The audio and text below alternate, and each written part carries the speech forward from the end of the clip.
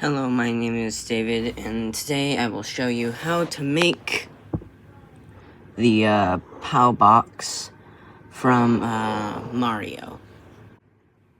So, first I took my packaged block of darker blue clay, and then cut it into like a thin surface, but making it straight. And then I cut the edges downward, like that. Then I put a line of blue clay around them. Mine got dirty. Do not make them dirty, because it will look really weird.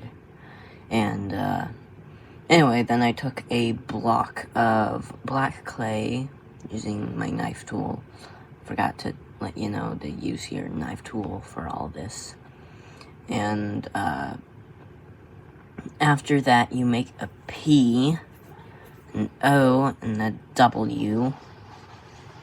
I feel like these ones are better than these ones. Anyway, yeah, I just use my knife tool to do that. You can look at a reference photo. I don't have one, but yes, what I wanted to show you.